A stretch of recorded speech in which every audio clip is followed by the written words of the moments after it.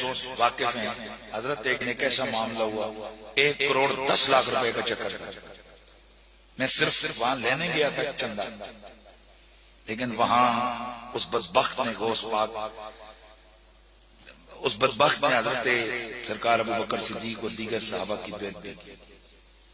کھانا یوں لگا تھا، اس کے بعد اس نے مجھے پیسے دینے تھے اور میں نے آنا تھا. میرے ساتھ دوست تھے، ان سے قسم دے کے پوچھ لی، واللہ باللہ تاللہ مسجد میں قسم اٹھا، میں وہیں سے اٹھا. اس نے کہا کھانا کھا جائیں. میں نے کہا میں بے غیرت نہیں کہ جس گھر میں ابو بکر صدیق کے خلاف زبان کھلے اور میں وہاں پر بیٹھ کے کھانے کھاؤں. نو واپس آ گیا.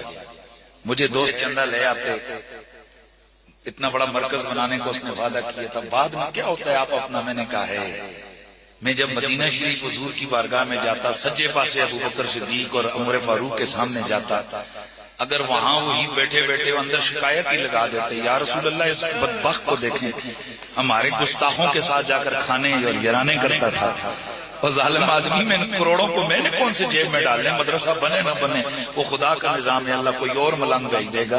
لیکن خدا کی قسم بغض صحابہ جن دنوں میں ہو ان سے ہمارا کوئی تعلق نہیں ہے، کیونکہ ہم نے قسم کھا کے میں کہتا ہوں جس دل میں عبد القادر بس جائے عجیب و غریب بندہ مستغنی ہوتا ہے.